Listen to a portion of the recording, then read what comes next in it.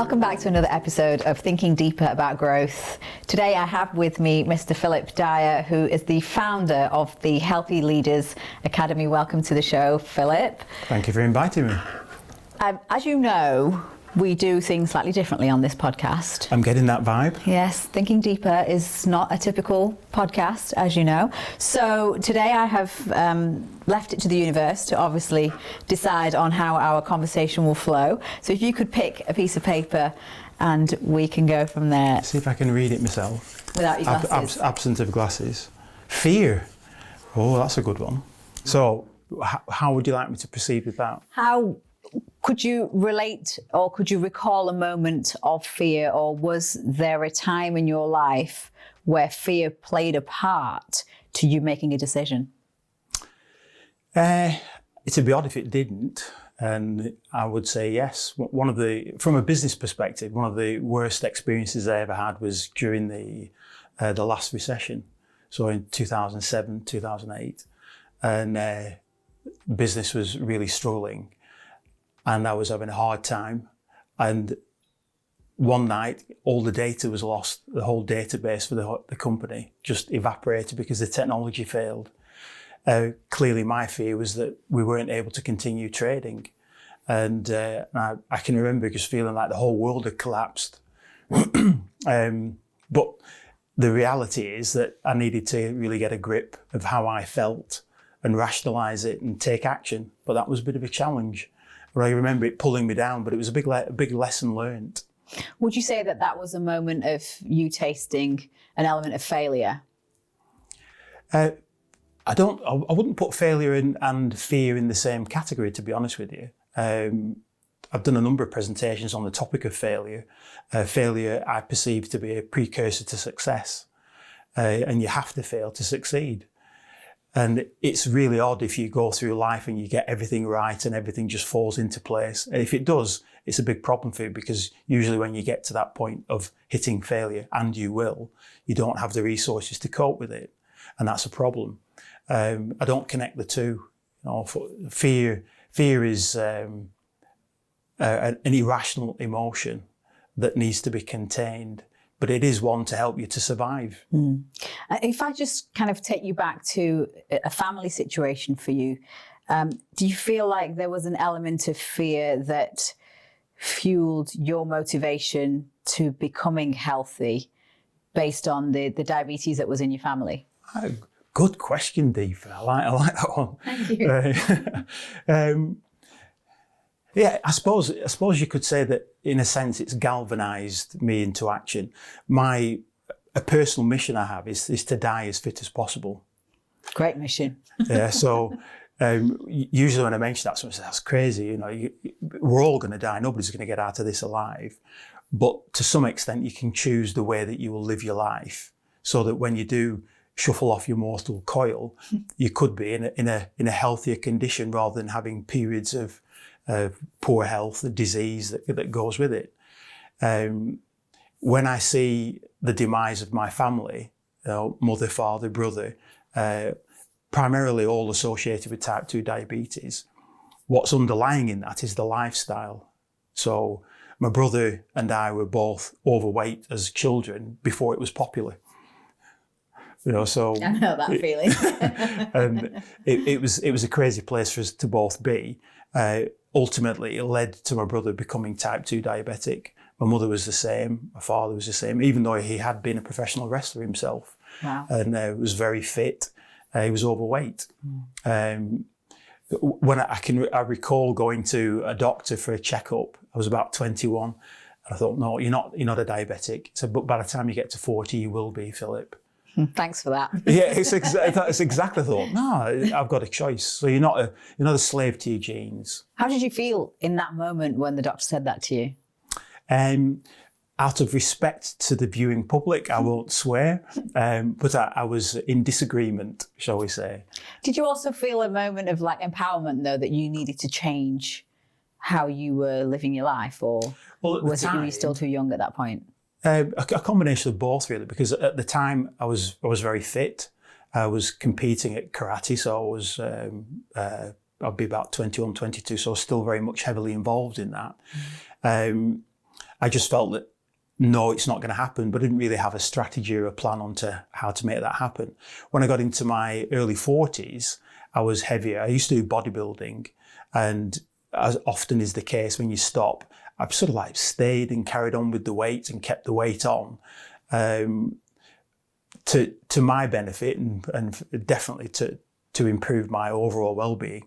My rowing coach at the time said, "You've got bags of potential, Philip."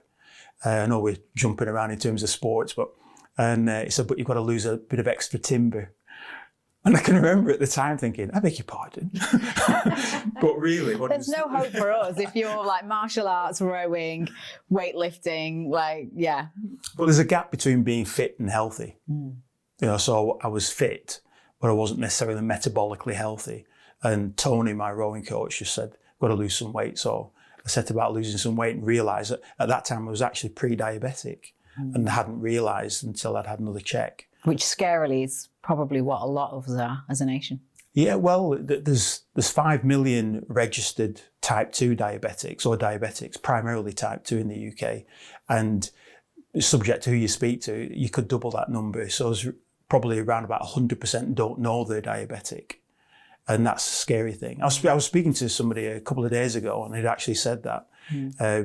He's been a type 2 diabetic for 15 years. And I said, is it because you weren't very well? He said, no, he'd gone for a checkup and stumbled over it, which is not good. No, it's not what you want to hear. Please take another piece of paper. Make it a good one. Make it a good one. What does that say? Excellence. Excellence. Oh, that's convenient. Excellence. Well, I suppose what I could do is capitalise on the quote, which I was going to give you. Yes. We are what we repeatedly do. Yeah, then excellence is not an act, but a habit. And that's my favourite quote of all time. Basically, change your habits, you change your future. Yeah. We can all, it's been a long held belief of mine that everybody's extraordinary. I don't believe that there are extraordinary people. I believe that ordinary people do extraordinary things. And extraordinary can be getting out of bed on time because you struggle to get out of bed, or climbing Mount Everest. And I've met them both. Yeah. And they both require the same level of effort. Yeah. Discipline, I think, is the key. Please choose another one. You choose this time, I'll trust you. No, you. This is your podcast, so... It's the contract I have with the universe, you see. My listeners know this. So. Power. Where would you go with that? Power. Personal power. Do you think it's a necessary tool, or do you think it can lead to fueling the ego? It's a good question. It's a tough one. I believe that you should have self-power is about self-control. Unfortunately, power is often used to overrule other people and control other people. And I don't think that's real power. The real power vested in you is actually looking after yourself and being in a place of discipline. I was just thinking about it when I was waiting for your reception. En route here, you're surrounded by all manner of different foods, primarily sugary. And it's really not good for you. Yeah, they aren't good for you. And unfortunately, people don't make the right choices because relaxation is associated with a coffee and a cake, sweet things. So many shops I went past, and it's just a plethora of really tasty looking items. And none of them. You smelled the Cinnabon, didn't you? Yeah, none of them are going to be good for you. But the power is vested in self-control, discipline, and the words that can be perceived as negative by people. Yeah. Self-discipline. And for me, it's paramount because it maintains your standard of life, what your lifestyle will be like. Yeah. Is that what you would then tell because obviously in your Healthy Leaders Academy, your leadership requires an element of power. So what would you tell the people that are within the academy? How to use power, I guess, as a tool? Well, it's a word I would never use. I would always say the vast majority of people that are actually getting involved with Healthy Leaders Academy are leaders themselves or managers. So they tend to think of themselves more as managers to start with. And leadership really is about humility.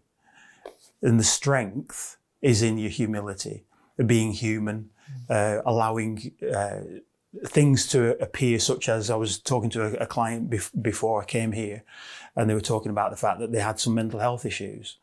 And their willingness to actually share that with the team, the wider team, rather than pretend that they didn't have issues because they're the leader of the company. Yeah, and everything's perfect. Yeah, and which is a complete fallacy. Being human, your health, you've got physical health, mental health, and that mental health can be good, bad, or indifferent. Yeah. And it's so important to share it. I know it's a popular topic. It is becoming very cool, isn't it? That's half the problem. But it is problematic. You just think there are tools, external tools all the time to support that. But it's not about that. It's about working together and being open and honest. Some more honesty from you then, please. You're testing me here, Deepa. Absolutely. Especially without your glasses. Yeah. Healthy minds, healthy body. Yeah. Healthy. These are really good. Healthy mind, healthy body.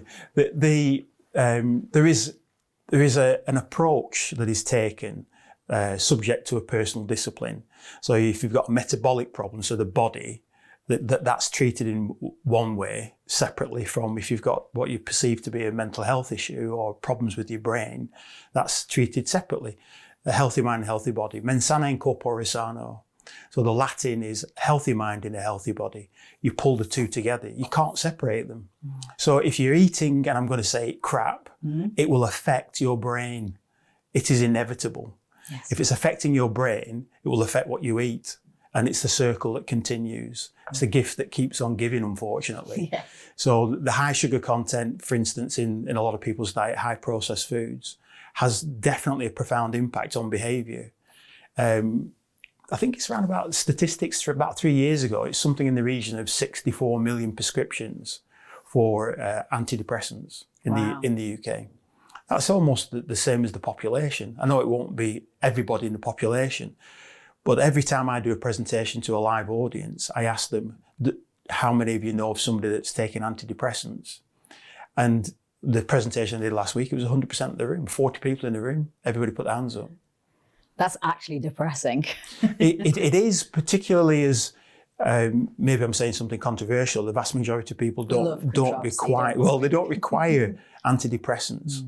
There's a more holistic view that's required. Yeah. A tiny proportion will need something that's chemically based, but that's the controversial bit.